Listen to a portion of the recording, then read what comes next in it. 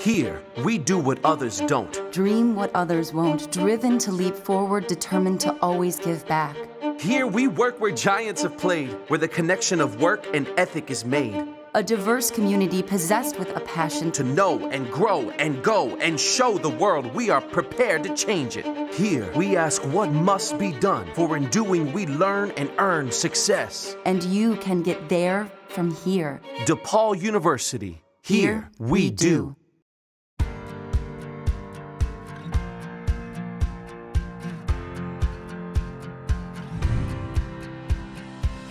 At William and Mary, bold moments define us. We push boundaries and find creative solutions. We take risks and pursue our passions. We ignite curiosity and change the world.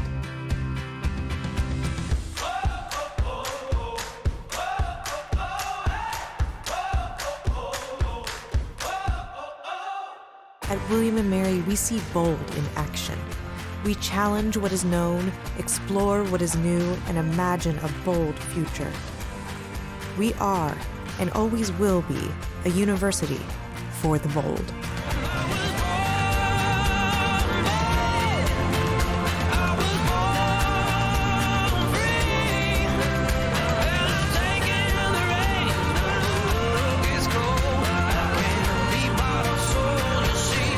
I was born bold.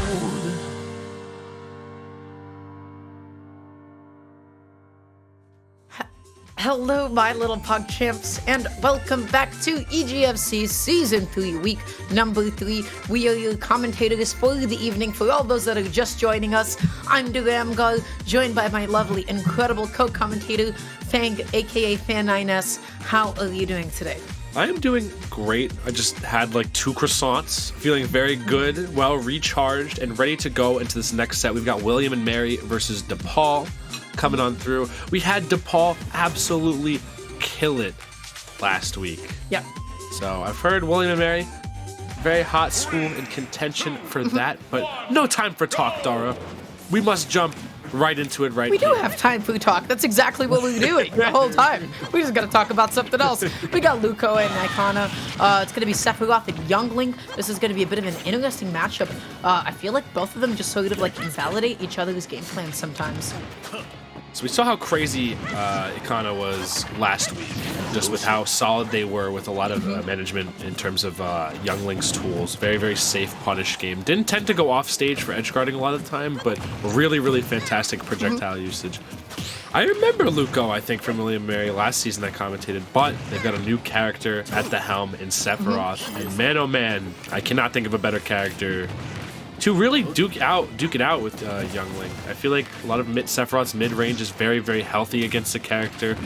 But his disadvantage, look at that tech, Oh, look at that God. missed tech punish with down air. That was such a solid setup from Icona, and now with a pretty solid lead at only 45%, and you know how easily Youngling can put on the damage. Fire arrow into dash attack boomerang, but that was such a good idea to try to shield it in time, but you gotta DI. How many in. people? You can't, How you many can't people DI. will fall for that today? It's like, oh, I don't don't want to get it. get back to an off stage. I don't want to be edge guarded. It's your muscle memory and your instinct to like, hey, I'm gonna hold in on this, and then you die.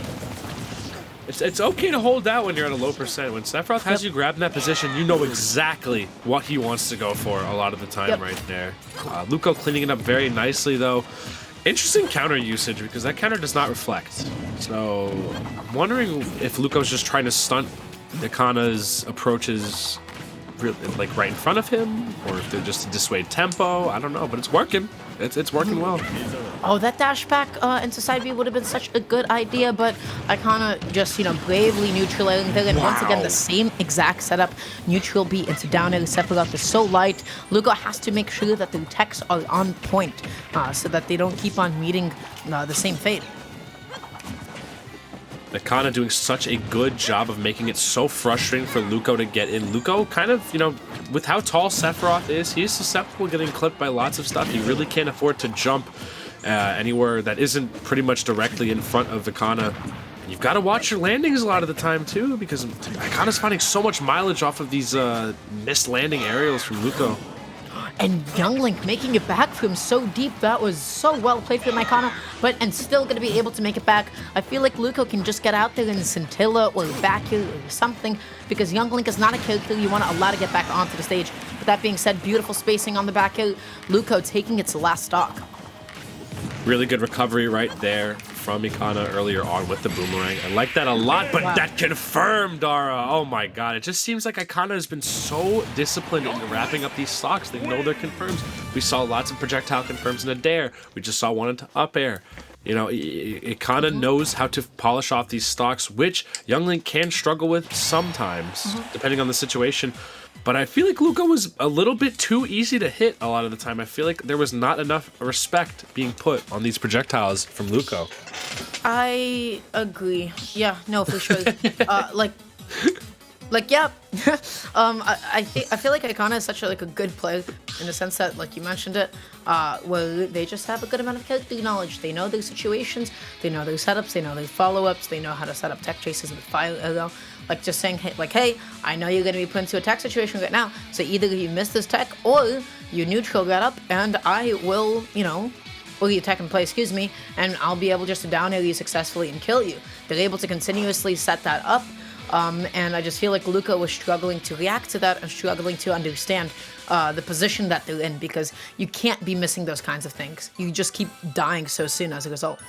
The amount of chip damage you're taking from Younglink over the time you're whiffing these moves, as well as the potential windows to be opening yourselves up to kill confirms, is something that needs to be avoided. You especially in this matchup, just because of how much little damage Younglink can do with all of these projectiles, all of these pop-ups he does on characters as tall as Sephiroth. You really need to be managing your mid-range really well. And Sephiroth has the speed to do it. You just gotta you have to shield sometimes. You have to respect it. You have to respect the pacing of the other characters sometimes in these scrappy situations.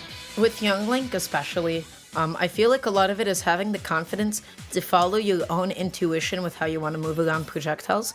And what I mean by that is, you can sometimes get lost in the sauce in this game of how to microspace around projectiles and how to perfectly dash and shield. And sometimes you just really have to go by feel, because it's quite difficult and sometimes unrealistic to memorize the exact distances of, oh, this is my dash shield, oh, this is my run shield, this is my walk shield, this is my dash back shield. You have to sometimes let your hands do the work for you and maneuver around it, because you really don't have the time to always consciously make a decision like that. So going to town and city, I like this choice a lot of open space. Sephiroth can jump in. Not a lot of places Younglink can hide. It's true. If there's one thing that Younglink can kind of struggle with sometimes, it's actually being caught out in the air. In these very open areas where the projectiles aren't as all-encompassing on the stage. I think the platforms give Luco enough verticality to work with here, traditionally, on Sephiroth. And it just seems like already kind of struggling now. We're seeing Luca really use Sephiroth, the amount of airspace that Sephiroth can occupy with his aerials to secure these stocks really nicely. Already a confident 0 to death just to be able to open us off, and this is so unexpected considering how dominant we've been seeing. Oh, wait a second. Icona is the Younglink, right? Yeah, Icana's the Younglink, named after Icana Cannon from a Zelda game. Yeah. From Majora's Mask. Other names are swapped for a second, but that'll be quickly resolved in a moment, so I got thrown off a little bit. But yeah, I remember. Don't worry. No one will forgore on my watch. Sean, you making meme references, you sound like even older. How you do, fellow kids? Oh, that dashback boomerang was actually really smart on behalf of Icona. Just maybe trying to catch Luca's next landing option, but we've seen those multiple times today. What's going on? Something's in the water today. Something's going on here. Either way, though, Icana finding themselves down 1 stock to 3 right now against Luco. Luco doing such a good job, though, with this pressure. I feel like all of the speed and momentum that Icana had from game 1 completely ripped out of them. Tries to go through the same exact setup, has the right idea, but then goes through the forwarder a little bit too late. Luco finally going to be losing their first stock. Icona going to be taking it. Again, only 24% with just a couple of hits, a couple of neutral wins. That's all Younglink needs to make it up. And I love that point. I was actually going to say something in the similar vein itself. It just really matters about how evasive Icona can be at this juncture. I feel like Luco has been finding a lot of these straight hits, and it can be kind of hard to escape Sephiroth, especially with how deceptively fast he is. But again, like you said before, Younglink has enough chip damage in the kit to really make that lead kind of surmountable at that point. And now having Luco offstage again, tries to go for like a 2-frame with the bomb. I love the attempt. Unfortunately, not going to connect quite yet. So at this point, you want to down tilt, you want to forward it. Or, you know what, an early neutral because it's town and city and Sephiroth is so light. It's true. And again, on last stock, this is not, Younglink is a good character. I feel like a lot of people sleep on this character. But with the frame data and confirms she wasn't. They have. He is. Yeah. Listen, Icona is sick, but I'm not immune to a little bit of bias, And Luco had the right idea, but the scintilla was facing the wrong direction. That is a critical error. That is not one that other counters, like, they kind of give you the leg room, but scintilla, that is its one weakness. They're kind of slowly mounting this comeback. We're seeing lots of good evasion from them in these situations, just resetting their disadvantage perfectly every single time. I'm loving these grabs being mixed in too. We didn't really see a lot of them early on into the set, but I feel like Luco has now been efficiently conditioned into shielding at this point. And on last stock situations, while grabbing can be a risky venture, you can get some major payoff in high pressure situations. Luco is just stuck in a corner for so long. I kind of properly recognizing the situation, just to sit there in shield, being so patient, getting off this platform, knowing that they have to be afraid of an uphill or something. And that trade, oh no. I'm surprised Luco didn't let an up air rip right there, honestly. I felt like a short hop up air would have been very good to catch Icona while he was on the platform, Icona hadn't, it's too slow. And almost getting the down tilt up air. Yep. For those of you who don't know, a fun little fact for all of y'all. All of Sephiroth's smash attacks have super armor. Why? I would not be able to tell you. Only God himself can tell why these characters have super armor on their moves. Yo, I felt that. I actually got hit by that. I got hit. I felt like I actually just got stabbed myself. That was a brutal down smash. That was tragic because I feel like I kind of had exactly the right idea, but then those kinds of small interactions happen that, to be quite honest, in the heat of the moment, you can't really account for. Now that being said, it was really, really good decision making from Luco in that moment to be like, I could just go for the down smash here. If you shield, I could maybe shield break you, or it'll at least be kind of safe on shield, right? If you try to swing with like boomerang or fire arrow or bomb, which is what you have been opting to do this entire time, I know that I can win this interaction, and Icona was just not ready for it at all. Push 1 in chat if you got hit there. I know you did. You can't lie. You can't lie to me that you did. Everybody did. Everyone got hit there. Yeah, happens. Happens to the best of us. Wow. Okay. That was actually really clutch. That was a very smart down smash. I was quite impressed by it. Going into the next game, I'm trying to think about like what happened to Icona, where they had like a really confident game 1, and then they had like a very slow start to game 2. I feel like they dropped some of their confirms, and they couldn't really get Luco off of them. Just jam it out, sorry. Yeah. But you're right. It's going to be a pretty hot game 3, too. I feel like Icona was definitely finding a lot of their ground there, especially towards the latter half of that game. I just don't think they were ready for the mix-up right there, honestly. I don't think they were ready for the Randy down smash. It's been such an underused option for this entire day. From all the Sephiroths we've been seeing so far, which I believe is only one other Sephiroth. But still, we haven't really seen down smash when it's a fantastic option to break shields. And it's not particularly the slowest one. So throw the smash attack every now and again. You might find some nice results out of it. But yeah, with that being said, we are currently conducting the bans. So it seems like they're going to be banning Final Destination, Small Battlefield, and Lilat. Against Younglink, which, I would personally always opt to like kind of ban like flat stages against Younglink, because that's where he would really prefer to go to, and Younglink really would try to avoid any kind of trap plats, right? So maybe the Lilat ban was kind of like a comfort thing, but Lilat's kind of not bad for Well, Lilat's like actually like pretty solid in the matchup against Young Link. Yeah, Lilat against Young Link, I feel like can trip up projectiles just a little bit. The whiff punishing is going to be weird. Slants are going to make pop-ups kind of odd as well to really finesse out of. So yeah, it's going to be interesting. I shudder to imagine. I can't believe people willingly counterpick Lilat in 2021. Also, that's insane to me. Some characters are really good on Lilat though. That's the thing. Some characters' best stages are Lilat. There is an ethical consideration to picking Lilat against your opponent. In the beginning of a set, you know, if Lilat is legal, and I'm glad our producer is hearing this. By the way, I ask my opponent, so are we playing with or without Lilat? And typically speaking, okay, 90% of people don't want to waste their bans on Lilat, myself included. Our producer is just talking in our ear. I wish you guys could hear it, but he is fuming, mauling. 2, 1, go!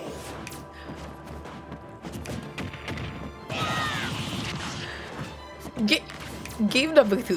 Iconic getting an immediate back hitter to upbeat good amount of damage onto the board, and wow, just Luco has not been able to play yet. I mean, that's one thing that Young Link does best, right? Just making you unable to play the game. You know, you've got a lot of great, quick projectiles that come out at a moment's notice and really force the opponent to put their neutral to a screeching halt and kind of commit to shielding almost immediately.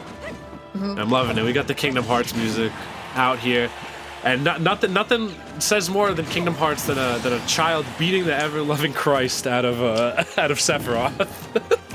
Kingdom Hearts spoilers, by the way. Look how well Icona is playing. This is like a back-to-back, like 0 to death, like from the last game. Suddenly, this is their game. This is their pace. They're the one controlling it. They're the one amassing a huge lead so quickly. Look how well they're treating their advantage state and just like making Luco so uncomfortable.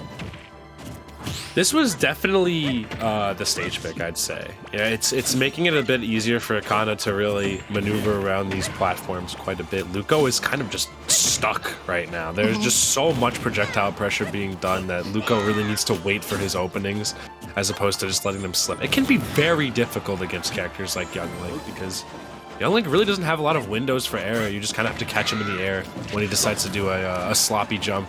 I feel like Luco hasn't been using Sephiroth's range at a very healthy mid-range too well so far against Akana. Oh, and again, just finding that tech chase. Look how... Okay, Icona played that so well. Just sat there, set it up, just like waited for Luco to commit to an option and then chose to go for it. A big mistake that a lot of people make, especially tech chasing onto platforms, is picking an option a little bit too soon and your opponent just opting to press the A button and hitting you out of whatever you wanted to do. Man, Luco just needs to find answers. I mean, we got the one wing on deck, so already the comeback mechanic has fully kicked in given this stock deficit right here, but Akana just showing no signs of cracking here. We're just seeing immediate dashbacks after these overcommitments, and no stray hit has been strong enough yet. Oh my goodness. I cannot believe that was the option that Luco decided to go for to break it all. I see Luco wave landing, B reversing, they're starting to schmix, they're starting to schmoove a little bit, dare I say. But then all of a sudden, all it takes is one couple of arrows and boomerangs, and then you just get stuck into a nasty position, and that damage just piles on. Wow, I thought that was going to be it, but not all the hits connecting right there still, though. Excellent link right there, and Akana JV3 to finish off that game. Unfortunately, you did drop your stock, so that's not going to count as an additional point. It would have been really cool if it did, but it didn't. That was pretty amazing. That was OD. That was OD. I kind of played that so well, that game 3. Really adjusted from that little bit scary game 2, and I feel like all they needed was a little bit of momentum, and man, held on to the momentum they did. I feel like Luco almost didn't have any time to play that game aside from that one stock right there. Yeah, for sure. And with that being said, that is going to conclude the first set out of 5 for these two schools. We're going to cut to a quick little break while we do wait for the others to jump on in. So we'll see you guys in just a couple of minutes.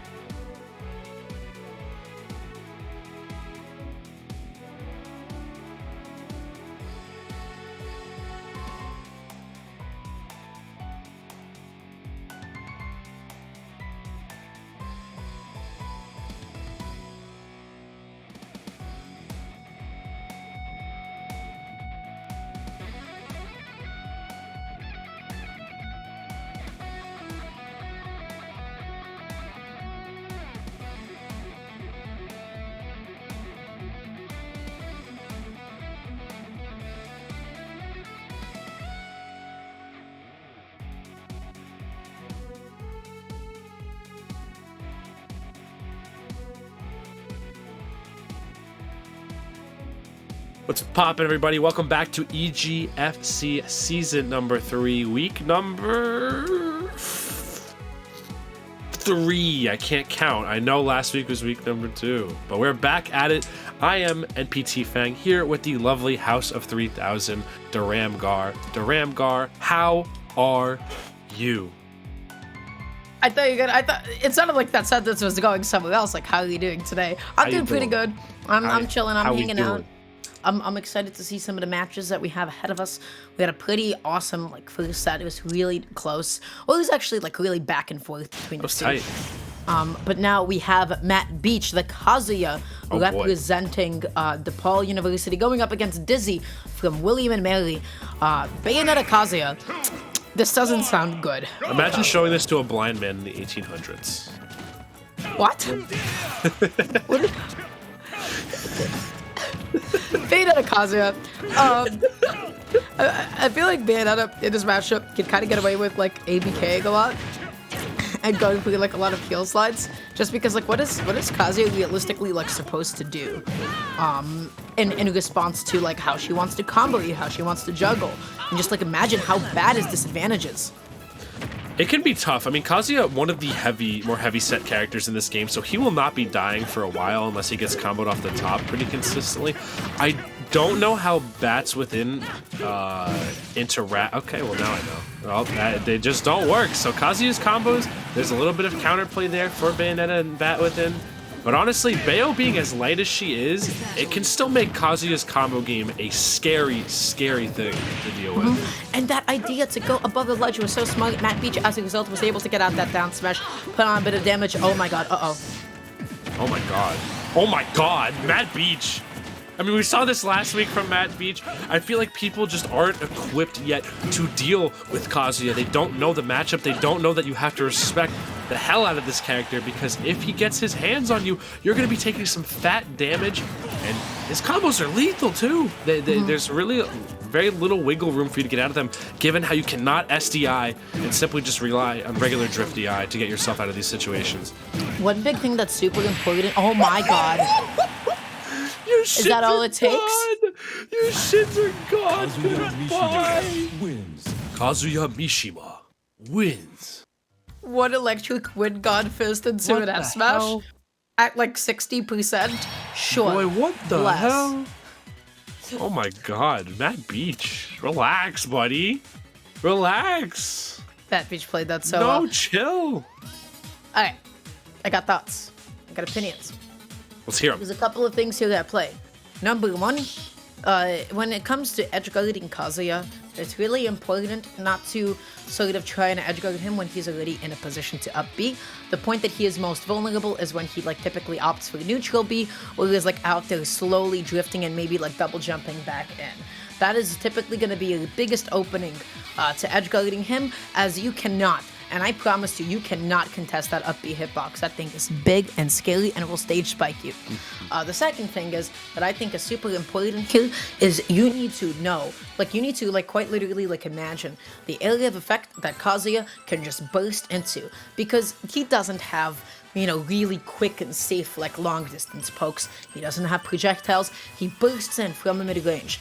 As Bayonetta, you have the privilege of playing keep away and playing with Punishy against Kazuya. I would have liked to see a much more defensive tempo being played in the matchup. But speaking of matchups, we're not getting that matchup anymore. Goodbye, Bayonetta. She's gone. Flown away with the rest of the bats to Transylvania, or wherever the hell she's from. We've got a different character on deck. We're going to small battlefield for this game number 2. Right here, William Mary versus DePaul, Matt Beach on Kazuya, Dizzy on Hero. And I like this character counter pick actually a whole lot. Sean, I'm glad you're finally embracing the cringe. It's nice. I'm glad. I'm glad you're going through all the low-hanging fruit and everything. That was pretty cute. Dizzy just going off stage, just recognizing hey, you're not gonna edge guard me nothing. I'm gonna risk it all, give up stage position just to charge up neutral B. And I like it. The more resources you have at your disposal, the better. That move is so good at catching missed techs, tech rolls. Neutral B is so good, but In the face of a character like Kazuya, Dizzy has to play as uninteractive as possible. That is the only way you're really going to be thriving against this character. It is one of the weaknesses Kazuya does have. We saw in Riddles versus Icy Mist last weekend at Super Smash Con, we saw how difficult it was for Riddles to make anything happen when the opponent chooses not to interact and instead use their strong zoning tools. And I like this counter pick from Dizzy. And that's exactly how Dizzy is playing it, keeping away neutral B, keeping away inside B, and doing all of these things that Matt Peach really can't get to close enough, which is really scary. But when you have no MP on deck, that means it is go time, baby, and this is the time to be pressing buttons and swinging. Oh, yeah. Oh. Kazuya, really deceptively good recovery a lot of the time. It is susceptible to getting edge guarded off stage quite a bit, but he will make it back from not anywhere, just given how interesting the properties are here. And I love that combo right there, just doing the little quarter circle back motion right there for a little twisty kick. Very, very good by Matt Beach right there. And Rage Drive is on deck here too. So Dizzy's gotta be careful here. Ooh, and getting the back hitter, and also, by the way, rolling bounce in matchups, even when like they don't really have like a very accessible projectile, is still kind of important because it gets rid of it in the rotation for a little bit, and you have a higher chance of getting other stuff. So I love pointing that out every time I see it happen because even if it is a misinput, it does something beneficial. It also doesn't guzzle that much MP as well for Hero, leaving more options at the disposal and better ones at that, honestly. If you've got a matchup where bounce isn't useful, Psych Up might be more useful, Accelerato might be more useful, just ways to boost your stats without sacrificing too much neutral. Ooh, and now Matt Beach going to be looking for the skill tries to go for the down smash, maybe catching Dizzy dropping down. Oh my but God. Either way, that was that an EWGF? I'm pretty sure it was. No, that's like the strong big. I don't know what the hell that move is called, but it's not like that. Wasn't Electron Godfish. He has a lot of moves. And they have really specific names. But either way, Matt Beach just, I feel like compared to last week, also much more consistent with some of his combos, getting so much off of each hit. I noticed that too, honestly. A lot of these combos are looking a fair amount more consistent. You know, he's not doing any questionable finishers a lot of the time. He is seeing these routes through to the end. Unfortunately, going to land on that platform just a bit wrong. I feel like, though, Matt Beach has had the more consistent punish game here. I like, though, that Dizzy has been keeping it relatively even and really keeping Matt Beach guessing in terms of this spell usage. I feel like Dizzy just has a much healthier sense of how they want to be playing neutral in this matchup, how to play keep away, how to use side Bs, how to use neutral Bs to your advantage. But wow, getting a down throw into the forward, but you have to reset after that moment because it won't be too safe on hit, especially on a heavyweight like Kazuya. All right, though, we're seeing it, though. Matt Beach, I don't think that's it just yet. Yeah, no Rage Drive on deck, so that's not going to kill just yet. Still, though, the movement, we're seeing the Korean backdashing coming up from Matt Beach right now. Dizzy's got to be really careful with this movement. Yeah, Dizzy just jumping around like to safety, but that was the most anticlimactic. Got whacked. Kazuya Mishima wins. I do not think Dizzy was prepared for that hit right there. The DI definitely looking very, very sussy right there on Dizzy. Matt Beach just staying grounded, staying consistent, not fishing for too many inconsistent punishes. I feel like Dizzy had to just keep moving there. Couldn't escape the vortex quickly enough. Ended up catching a stray hit and just kind of exploded there. Yeah, and what a lead already 10 points to 1. Jesus. DePaul University is looking so strong this season. This happened last week too, I'm pretty sure. And William and Mary is definitely like no school to sneeze at either because they're definitely like one of the scariest like in contention. But with that being said, we're once again going to cut to a quick little break as we figure out who is going to be up who next. So don't go anywhere quite yet and we'll be back.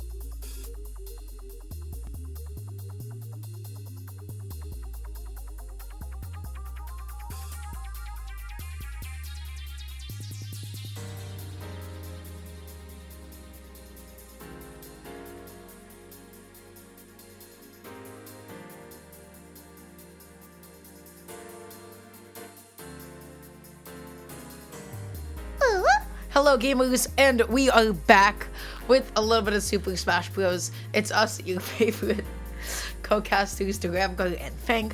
I hope everybody's day has been good so far. Hope everybody's midterms have been going well. Lord knows that mine have been kicking my butt quite a bit. But today, we have an exciting matchup. We got Outer Rim going up against Floral. Ooh. And they're getting into it already.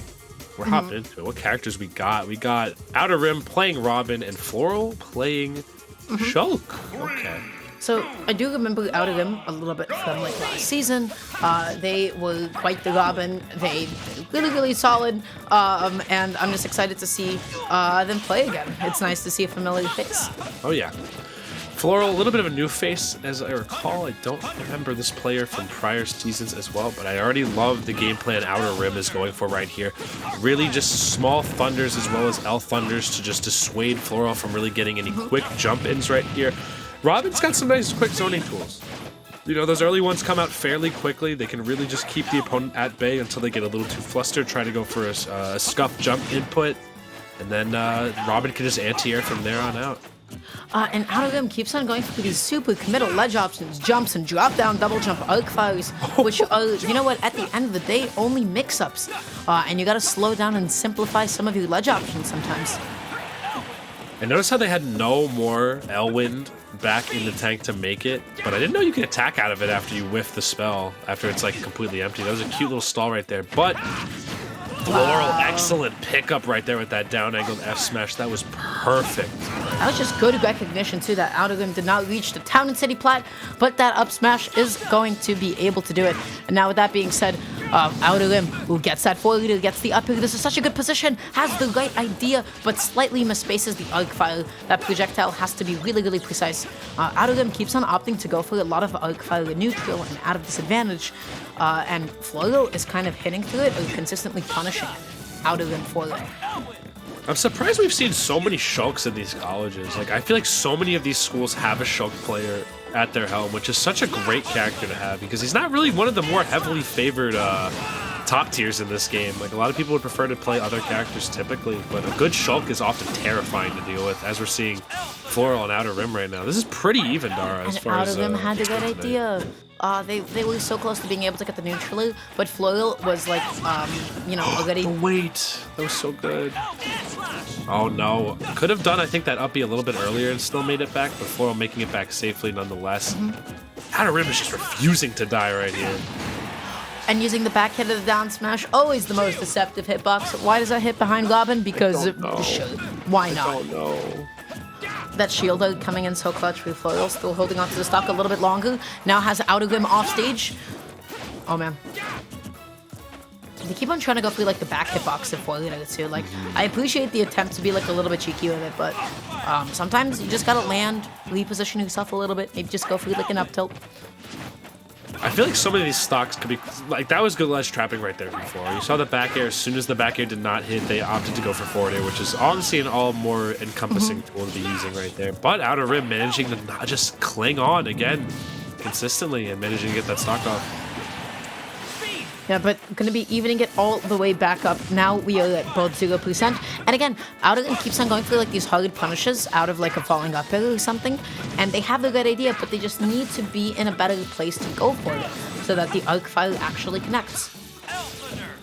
And again, I'm liking a lot of these falling aerials from Outer Rim right here, just making themselves as hard to hit as possible. We've got the recovery. Luckily, Robin has enough in the tank right there to make it back from mostly anywhere, honestly. Vertically, at the very least. Even some good horizontal travel on that uppy right there. So you really have to make sure you're precise with your edge guards on Robin, because the recovery is a little more slippier than you think.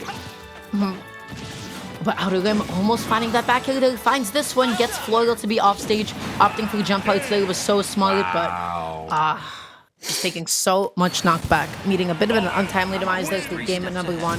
I think Outer Rim played that really well. I just think there were like a couple of choices that they made that gave Floral a lot of openings. Oh yeah, and I feel like that's exactly the first game that William and Mary needs to get themselves back into it, because they're already down 2 sets. You know, going into this 3rd set right here, I think Outer Rim is the perfect pick. You know, definitely one of the stronger characters on William and Mary's roster right here. And making a dent in a school like DePaul is not easy. This school has so many stacked players, as we saw last week during our block for week number 2. Yeah, definitely not a school to sleep on in the slightest. But they were still able to keep it, like, you know, pretty close, you know, all things considered. So yeah, going into the second game, from the perspective of Outer, what I would like is maybe just some more patient ledge options. No, like maybe less of like drop down, double jump, arc fire, and immediately timed options. Maybe just slowing that down just a little tiny bit, and just treating your advantage like a little bit tighter, like really focusing on getting like the right timing of your falling up airs and your falling forward airs, so that you can actually then go on to combo them. It's true. And I think Floral was doing a good job for most of that game. It's just finishing the food. You know, Shulk has a very, very powerful edge guarding tool in his sword, you know, with forward air. It's just the timing, I feel like, was escaping them just a little bit as Outer Rim managed to slip by every single time. You need to be able to polish off those stocks as Shulk, because you don't really have any super crazy kill confirms. You just need to be able to kill them with those straight hits. And just pick the right option for the right time, the right paper to cover the right rock. So it seems like Outer Rim went for the FD, Kalos, and Small Battlefield bans. I don't know why. Those all seem like they would be pretty good stages for this matchup. It's hard to say. Maybe it's a personal player preference thing. You know, some people like to cover their own weaknesses on their stage bans and pick more stages. Stages that may not necessarily be better for their character, but more so better for their overall comfort in a matchup. Everyone plays this game differently. You can never really tell the methods behind the madness. Like, and it seems like they're going to be going to Pokemon Stadium too. But again, I just can't help but feel like this is really good for Robin. You got to keep yourself safe on regular platforms. You have access to really good platform extensions. And, you know, you have enough distance that you can just sort of gun circles around Shulk sometimes. So I don't know what the thought process is. All right, we are getting back into it right here between Floral and Outer Rim. Outer Rim from also Hawaii, not a state you traditionally see a lot of players from in Smash, or just over in the main states, honestly. Oh, and again, you see like those drop down double jump arc fires, right? Like Outer Rim keeps on going for them, and they're getting like consistently punished for it over and over. At some point, I'd like to see Floral just to be like, hey, I'm gonna drop down here and maybe kill you for this. And this could, you know, very well be a set that'll be very pivotal throughout this entire thing. If Floral does manage to take this game into the next, you know, which they look to be on a pretty good pacing to do thus far with that forward air, you know, that could be it. DePaul could just seal that victory right away. And I know William & Mary, one of the more consistent schools within this league as well. But Floral doing such a good job with this offensive pressure already. I'm just loving all the landing aerials into immediate shielding, making it very hard for Outer Rim to really get any sort of fat committal, and these shield switches have been immaculate. It seems like they're both looking for the same thing because they both excel from, you know, full hopping and, you know, going for a lot of falling aerials, especially on shield. But what I would like to see is just somebody deviate from that game plan just for a second, try to adapt and go for a rising aerial instead. Like that back air. That back air was timed a little bit sooner. It was able to catch Floral jumping, and now look who has the lead. And we've seen Outer Rim really hold these leads well. You know, he's not someone to really drop stocks too willy-nilly in these scramble situations right here. Honestly thriving, you know, using the spells immaculately, just giving themselves as many resources as they can to really keep a distance between them and Shulk, which I think is the appropriate thing to do in this matchup. You know, you're probably not going to be outspacing Shulk in the CQC right here. You're going to have to rely on more of your more unorthodox tools, which is something that makes Robin kind of strong in comparison to a lot of the cast. Yeah, absolutely. And with that being said, Outer Rim was able to even it back up after losing their stocks so early. Well, you know, just Floral not taking any damage for the stock round. Now going to be controlling the stage. This is the time to up the smash hard, to try to go for a lot of up tilts. But when you commit to something like up smash, look what happens. You lost stage. Oh my, what an edge guard right there from Outer Rim. Just getting the nice thunder to really keep Floral out off stage right there. Lots of lingering we're seeing from Floral off stage as well. Not really trying to get to their most favorable position, which is directly below the ledge too quickly. Outer Rim has just been using the correct options to just call out these jumps every single time. There's that jump call out once again. Floral has not yet adapted. They keep on going for a lot of jumping and falling aerials. The dashes right into that back heel, only at 100%, so not going to die yet. Yeah, both these guys really looking for the same thing right here in terms of these aerials. And it just feels like Outer Rim has been a little bit more patient and able to find them most of the time, just given how they've been spacing appropriately. That jab almost killed. That almost killed. That was pretty funny, actually. It had like 60 too, which is like pretty unheard of, honestly. It's smash out Shulk. Anything can basically happen. Now you have Arc Fire at the ledge. Out of him going through like a hard goal lead with F smash. I don't know why. You'd opt for that instead of something like a down smash, maybe just for like a little bit of style. Hits him off stage one more time, using the Arc Fire as a way to be able to get back on nice and safe. I want to see Florial also commit to a grab with Smash Out because you do have access to so many kill throws. Oh my. Wow, I cannot believe Outer managed to avoid that there afterwards. That was a really well-timed spot dodge right there. But yeah, no real grabs or tomahawks coming out of Floral. I'm just assuming that's just because they're so wary of how many zoning tools that Outer Rim has just been putting out. You know, they have shown that they are not shy to using these spells in their arsenal. And again, Florial just not committing off stage and letting the Outer Rim get back on, not even like dropping off and double jumping back onto safety. That neutraler is not going to kill quite yet either, but that forwarder will. And with that being said, you have to, especially against Shulk. That is when you're going to be most consistently finding your kills on him, just because of, you know, it's not easy to win neutral against Shulk. You need like a hard read, like a hard jump call out. And then once you do get him off stage, he has so many high recovery mix-ups with jump out, with going for side B. When he is forced to go low, almost everybody in the game can try to get there on top of him where his hitbox cannot hurt you. That is your opening to go out there. Similarly, with Robin, you have to go out there. I feel like that was a good observation you made.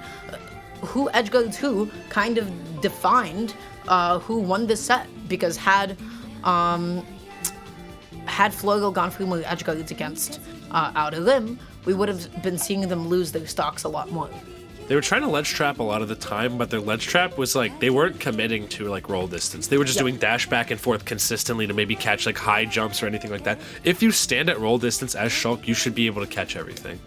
You know, you should be able to do a fade back forward air if someone's over committing over the ledge a lot of the time. You should be able to catch some neutral get ups at ledge sometimes. You know, standing at roll distance, you don't need to be doing too much. You don't need to overcomplicate the situation a lot of the time. Sometimes just a run off fair, run off fast fall nair is enough to get the stock cleaned off, especially characters that don't really have very active upwards hitboxes in their recoveries like Robin. And standing at roll distance too, very good. Turn that smash art on. Just start swinging for the fences. You might hit something. You never know. And there's so little that you can do to actually get punished out of it because it's so scary. You know that if you slightly mess up, you just die. With that being said, we are going to cut to a quick little break once again as we do wait for the next set to be ready, so don't go anywhere quite yet.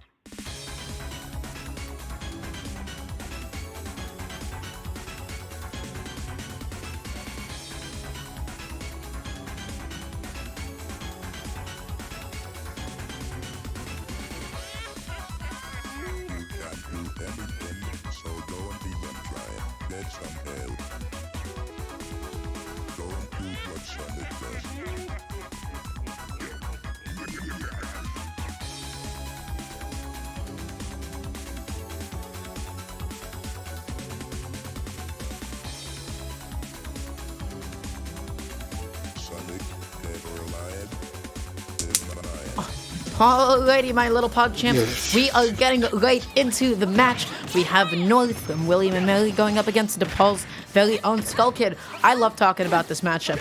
I will say that Ness wins it any day of the week. You know why? You know why, Sean? It's bad for Wii Fit. Mostly because a lot of Wii Fit's strengths come in offstage play, traditionally. And Ness has more than enough tools to really deal with that offstage play in terms of PK Fire, PK Thunder are also good. You just have to watch out while you're on stage against this character. Deep Breathing, a really potent whiff punish tool that can really make Ness explode in a lot of situations right here. But honestly, Ness has more than enough in his kit to really box up close and personal with Wii Fit Trainer, as well as keep them at bay off stage. Yep. That PK Fire is going to be so big in this matchup because it can just stop header, it can stop Sun Salutation in its tracks, and what an F-tilt to be able to finish it off. Skullkid seems like they know how to play this matchup, they know how to force North to the edge of the stage and then just consistently pressure them with PK Fires. We need to see North like deviate from the traditional game plan and not always go through like those headers at ledge. Sure. Oh my. North really, I think, should honestly be charging up more of these projectile resources. You know, maybe someone might want to hit them up on Discord. You know, tell them, hey, this is what you should be doing in this matchup. Because I do got the Discord in the name right there. I love that header right there. That was perfect. Really quick one. A lot of Nest players, one of their worst habits is just mashing aerials out of disadvantage consistently. And I love that North took full advantage of that and just deployed a quick punish tool right there because that's one of the weaknesses Nest has. You cannot be caught pressing them buttons. Skullkid had the right idea with that PK Fire on the roll, but you always have to remember that Peach and Wii Fit, they have deceptively long and really some of the best rolls in the game, right? So you really need to compensate for that distance. It's why it can make ledge trapping Wii Fit so like difficult sometimes. Tries to go for the yo-yo, ended up SDIing out of it. That was really good stuff from North, just avoiding the kill. Alright, I love that right there by Skull Kid. A really good back air spacing. That yo-yo was positioned perfectly. I think North thought, I have to get out of here. I have to get back to stage real quick. You know, you have to be patient when you're on stage against Ness because that yo-yo, while being a potent tool, get up attack kills that thing almost immediately. Yep. Absolutely. And now Skullkid is just going to be looking for any opening that they can get. That double jump cancel PK Fire off the platform is so good at pressuring people stuck in the corner, but that trade prevented from anything meaningful happening. Oh boy. I love that. That was so good from Skull Kid right there. A little too close on the bat right there, but still a really great punish right there. And yeah, this is why this matchup can be so difficult. Wii Fit kind of can't really use their zoning tools effectively and also really can't use their up-close boxing tools effectively. And man, that spacing on Skull Kid. That was the lowest back air I think I've ever seen in my life. I feel like the biggest thing that made this Skull Kids game so far is the fact that North was not really changing their ledge options, right?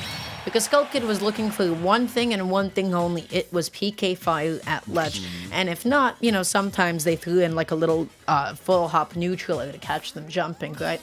So just by establishing that, you need to play at ledge extremely reactively against Ness. You can react to the sound of PK Fire. You can look at it. That projectile is slow. It takes a long time for it to even get there. Then you can just roll or you can get up attack against it and you'll actually be just fine coming back onto the stage. But sometimes all that you need to do is just wait. You hang onto the ledge and you wait because all Skull Kid was doing was throwing out preemptive options. North kept on trying to force their game plan with a lot of headers, with a lot of goals, but that is not always compatible in every single matchup and against every single playstyle. You have to force yourself to be creative, you have to force yourself to play around the opponent and not just play as Wii Fit. It's true. I think you have to adapt a lot of your game plan around Ness, really play things at his pace in that matchup specifically. I want to see more mix-ups from Ledge from North, just waiting, being a little more patient. They're really getting called out a lot for doing really antsy options, and Skull Kid was punishing them accordingly every single time. So, just think about the method behind your moves. Like, why am I throwing out Soccer Ball here? Where am I recovering in respect to Ness? What options does he have that put me immediately in danger? Those are just some things that you have to think about whenever you're playing a difficult matchup such as this. Because IMO, there is no matchup in this game that is completely 100% unwinnable. There's always some way you can outplay the other person. You might just have to work just a lot harder than them in certain matchups. Anything to say, Pessimist? There are unwinnable matchups in this game, perhaps. But yes, that is the one thing I have to say. I'm not a pessimist, okay? I'm bright and positive. I'm a realist. I've heard it before. Anyway, hopping into this game 2. We're out here. I've just been bullied for no reason. I didn't even do anything. With that being said, that PK final after the forward was so good. Once again, Skull Kid just has North stuck in the same position in the corner. I'm just really curious to see how North is going to treat the ledge options this time around. I wonder why they decided to go back here. Though this is the widest stage horizontally, the platforms make it so good for Ness to really catch a lot of Wii Fit's linear recovery, because, Hula Hoop being a pretty linear option, you don't really get a lot of drift on it. The hitbox is pretty confined to its initial area. Taking Ness to biplats in general is not always the best idea, just because it's like, hey, this is where he wants to be. This is how he loves his movement. This is how he maneuvers around the platforms. And it's like such a powerful tool. But now North, I like that little bit of a fake out, with just starting up deep breathing and then immediately canceling it, but no whiff punishes yet. Yeah, North doing a really great job again so far. Again. Okay, got an opening here, just opts to get deep breathing and charge up. I feel like they just have to press the momentum. I also haven't been seeing any grabs coming out from North. I know grabbing Ness can be a little tough sometimes, but you can force a lot of Ness players into shield because they're desperately looking for a lot of out-of-shield options. It is. North is listening into, yeah. Skull Kid with the button, immediately panic option just to holding it to shield. And now I want to see North try to consistently whiff punish with maybe a couple of more dash grabs like that. But getting caught in the PK fire, that looked a little bit avoidable, I'm not going to lie. I don't think North really held out on that one because it was not a sweet spot.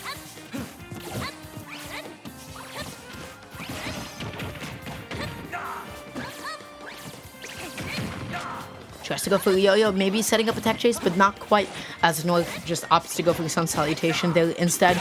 Beautiful double jump, cancel magnet into neutral air. I like the idea to go for the pivot grab, but you know what? Skull Kid was still able to find it anyways. Oh, okay, back throw not actually killing just yet. Man, this is...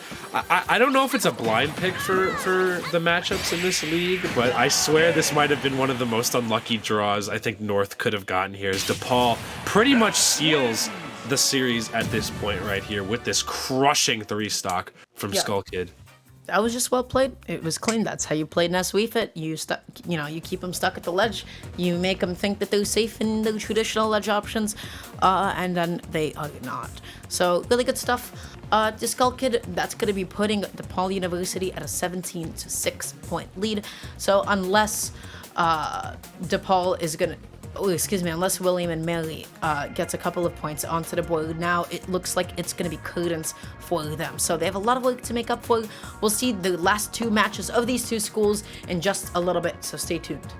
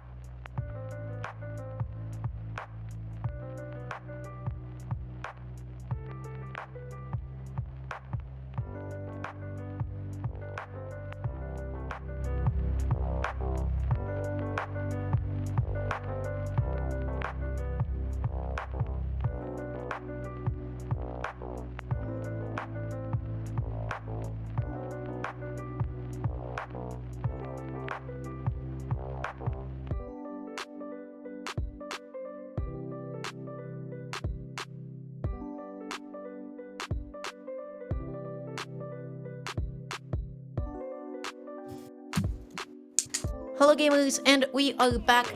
This time around we have Frog from William and Mary going up against DePaul University's Icaro.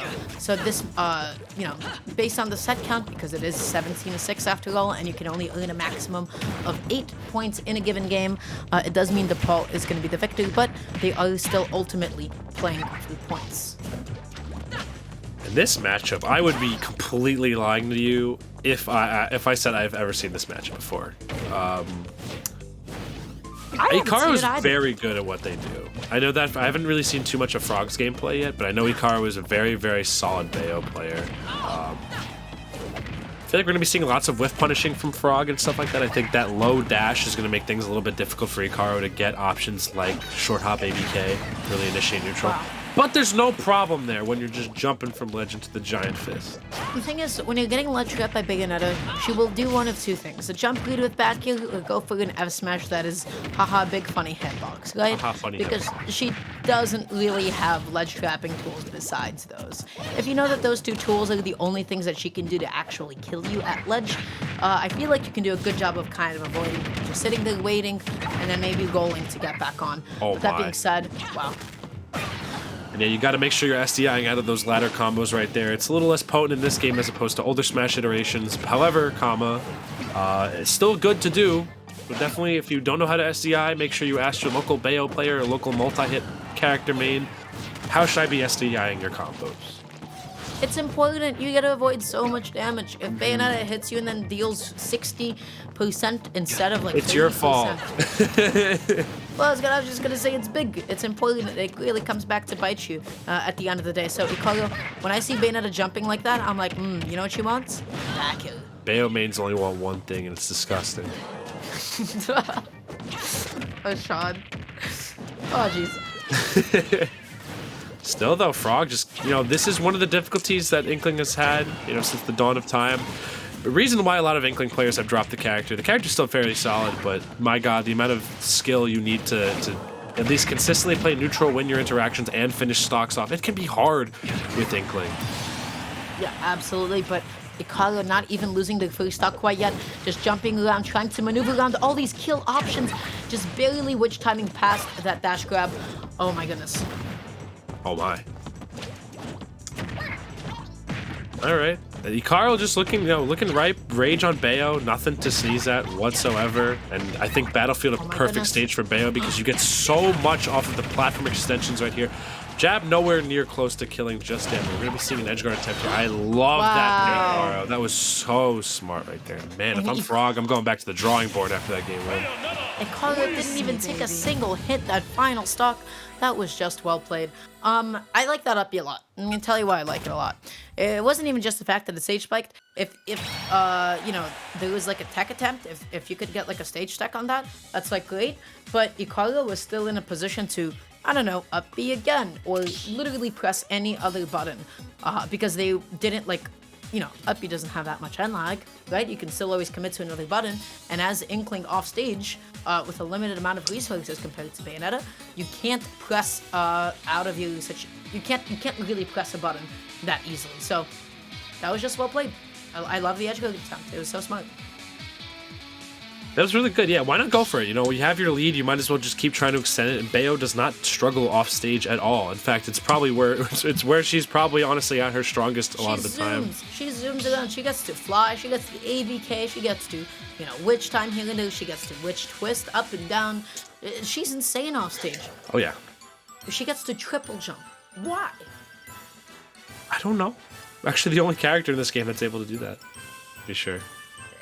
She has like a little funky tech to be able to get to be able to get it done. Do I It's know a how cute it's quirk. performed? Not at all. But I So know basically, how you do it, you have triple jump regardless, but basically you are jumping the frame right before your second up B. So basically, you do up B, jump immediate second up B, and then you get to keep your third jump right after that. Wow. So really crazy, you just get kooky. to do that infinitely then? Not infinitely. And the third is the hard cutoff. So after you do the second up B, you can't do another up B. You just do jump, and then that's the last thing you have. Of course, after that, you still can do side Bs. So Bayo can virtually make it back from almost anywhere off stage if she conserves her double jump correctly. Because if you burn that double jump off stage early, you don't get to do another one after.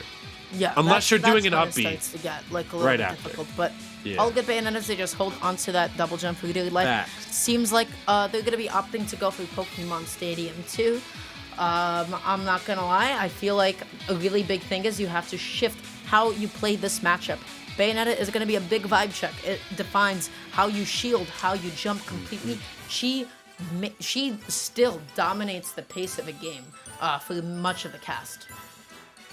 She's tough. I mean, she's tough to deal with a lot of the times because most people who play are character specialists. You cannot be that bad if you play Bayonetta. You need to have a solid grip on the character in terms of the specialties that character offers.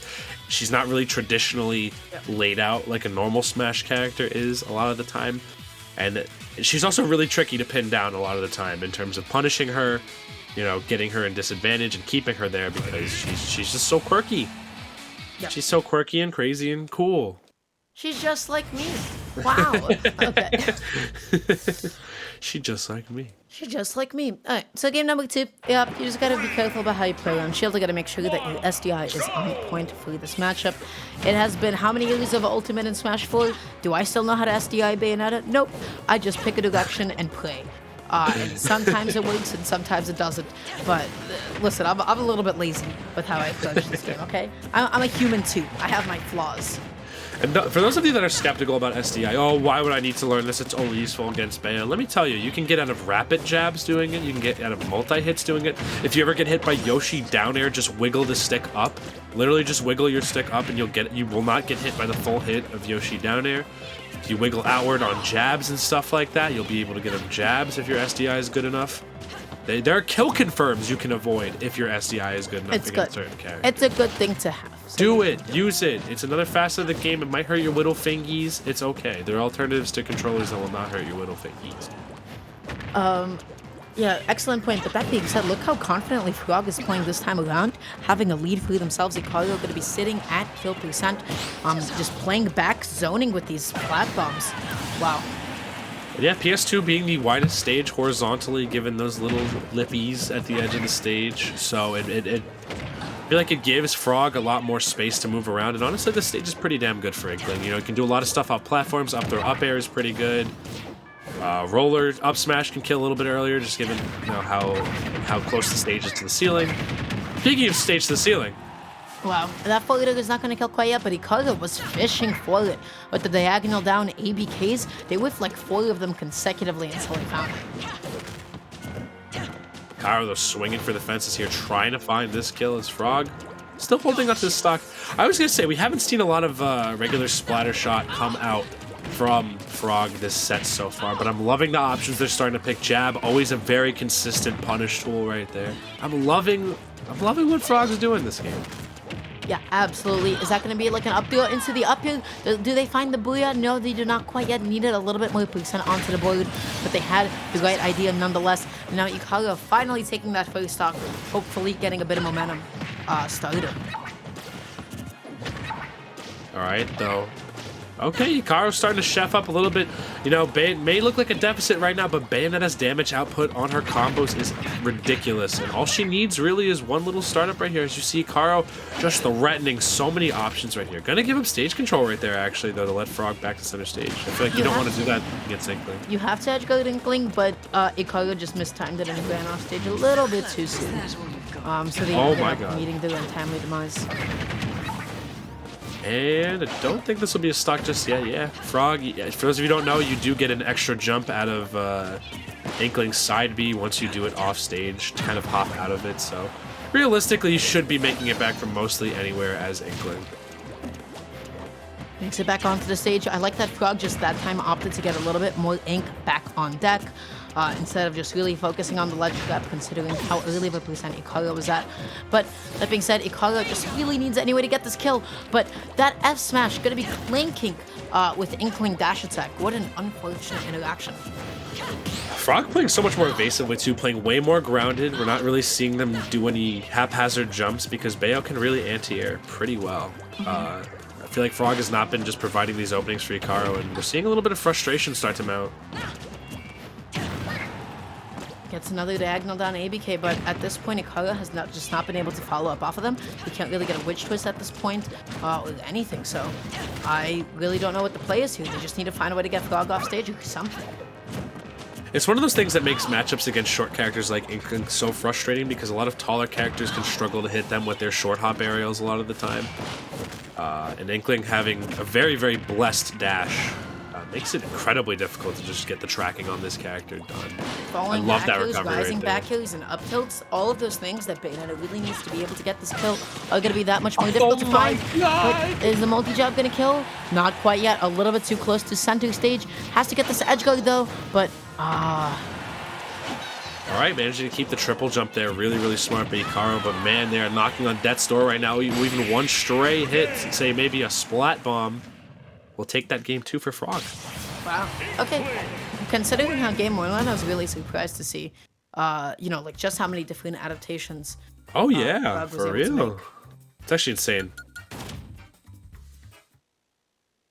Really good stuff right there by Frog. That game played a lot more evasive. Really got their stray hits in very nicely. Didn't really give Ikaro many openings for combos. You saw some stray hits here or there. You saw some damage. But honestly, Ikaro not really managing to get anything super duper substantial off of a lot of those interactions right there. So that was really well played by Frog.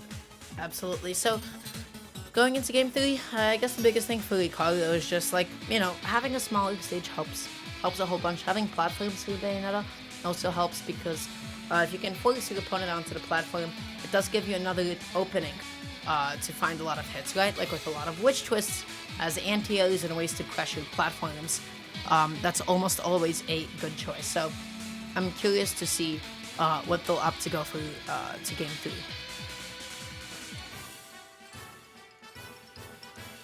So we're just looking at these stage bans here from both of these schools. Let me take Seems like they're going to be banning Yoshi's Small Battlefield and Lilat. All choices that I agree with because they're like kind of small, but I won't be surprised if we do end up opting to go for somewhere like Smashville. Smashville will be an interesting counter pick here. I feel like there's going to be some sort of tri-plat or platform stage involved.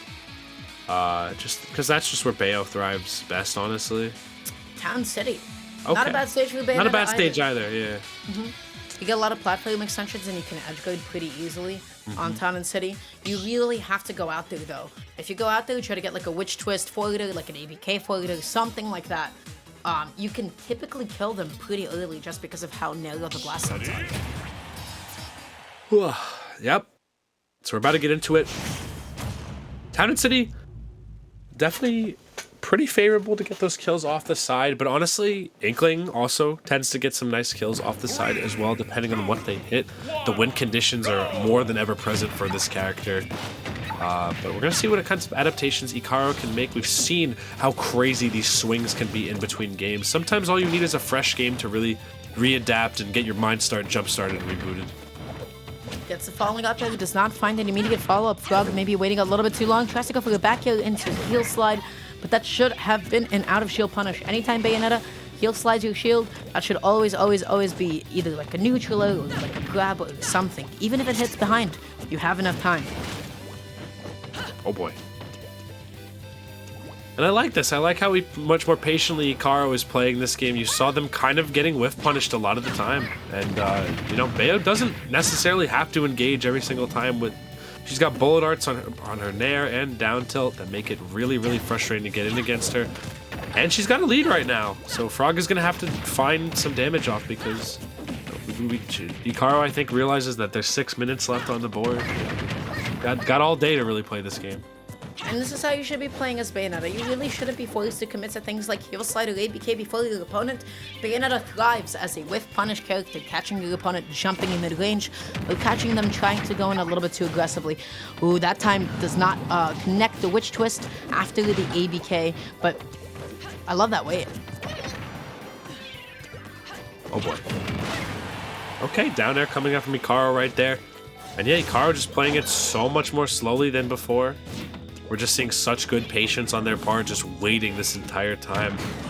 Frog kind of getting caught whiffing now. In both these characters excel at whiff punishing just a little bit or forcing characters to move a little bit more into their zones than they would normally be comfortable. And Icaro definitely taking full advantage of that so far. Yeah, and Icaro now just opting to circle camp a little bit, just waiting for Frog to swing a little bit relentlessly so that they can find their openings as a result. This is how you really should be pacing the match right now. You have a huge lead. You really have no incentive to approach right now.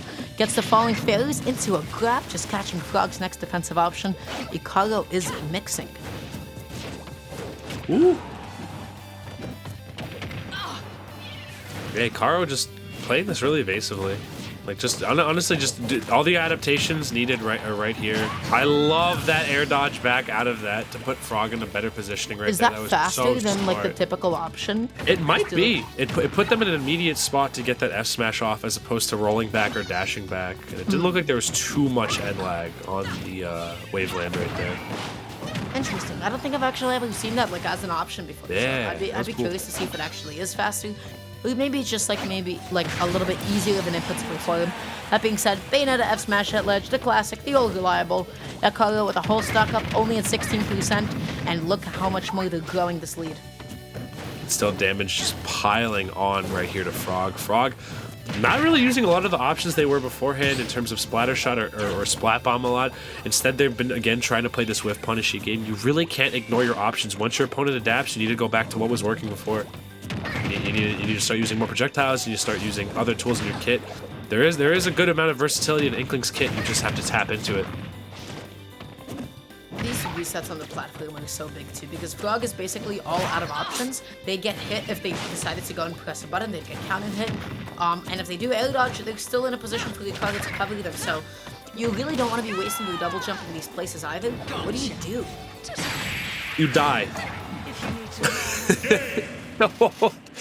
The top from Icaro to finish off the entire series. That's going to be a crushing victory from DePaul. We saw moments of greatness from Frog, but Icaro closing it out dominantly. Icaro completely mixed up the pace at which they were playing the game. Less interacting, more circle camping. That is kind of the name of the game. When you do have a lead, when you are a character like Bayonetta, that is how you indeed play her. In the meantime, we will quickly figure out whether or not we are doing an interview with DePaul University. So we'll get back to you guys in just a couple of minutes. So stay tuned and don't go anywhere quite yet.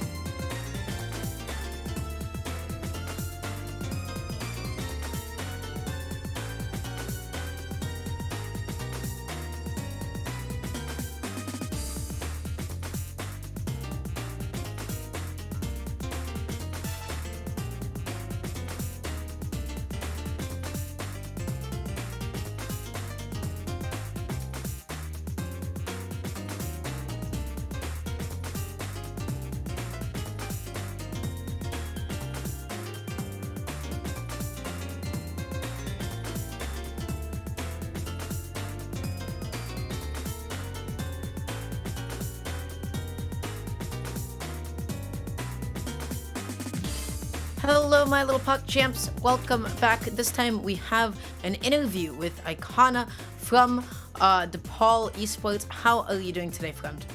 I'm doing pretty well. The only issue is that I actually cut some of my fingers earlier, a few hours ago. Oh my god, what happened? So I cut my fingers on a lamp that I broke a few days ago, and I actually touched the cut part and I cut some of them, but they're fine. It's just some small cuts. Okay, I'm glad you're doing okay. That was not. I'm gonna be honest. It's not really how I expected us to start it off. But hey, I'm glad you're okay. I'm glad you were able to take the Icona dub as well. But wanted to ask you. My mind is completely blanking. So you know what? Just how are you feeling about today? How'd you feel about the competition? What's going on with you? I was actually really scared after game 1. No, game 2, the one I lost, because I was physically shaking. Even though it was a close game, I was like, okay, I know I can pull it back, but I was really actually shaking in the moment. That's what made it so hard. But I'm glad I was able to pull through at the end. And watching everyone else play was fun. There was some laughter, and watching like some moves not kill was frustrating at times. But eventually we did win. It's young Link, yeah. It happens sometimes. I guess it's the nature of the character. What do you think were some of the adaptations that you made going into from game 2 to game 3? Because the game 2 started off with you getting 0 to death, and then game 3 you ended up 0 to death in your opponent. So what do you really feel like? What do you really feel like you changed in your gameplay and or mentality? I think the main change that I made is that Sephiroth has to jump. He's forced to jump against Young Link. No, because like he does have good ground tools, but if he needs the stage control to do that. In neutral, he has to jump in or find like a nair or forward air to start, unless he gets in my face. So he's more limited compared to other sword characters in that way, where it's like Cloud can like swing sword, for example, and it covers like all the space I have to respect. Sephiroth doesn't really play like that, so I have more freedom, and I can push buttons on his shield. So I decided I'm going to play more of the range just outside of forward air and try to catch his jumps with boomerang and not push my presence, because if I do, then we'll see like at the start of game 1 where I died to back throw at like what 20%. I didn't want that to happen again. I just have a question for y'all. What is the energy like? Because I know you guys were all playing off the same Switch today. What is going on behind the scenes while you guys are competing? Are you guys gassing each other up? Are you going, let's go, and then insert player tag here? Are you laughing? Are you making fun of each other? What is the environment like at DePaul during these stressful situations? It's actually a mix of all of that, honestly. We're all trying to have a good time, and we know that sometimes Wi-Fi can get the better of us mentality, but we try to make it something fun, which is hard, I'll be honest, but we do try to make it for the better. And once we're done playing our set, we play offline on the other monitors around here. Like Floral and I were playing offline while I believe Skullkid was playing. So I feel like this season and also last season, you guys have been like one of the most dominant, if not the most dominant school. Are there any other schools right now that you feel like are going to be a problem for you guys later down the road?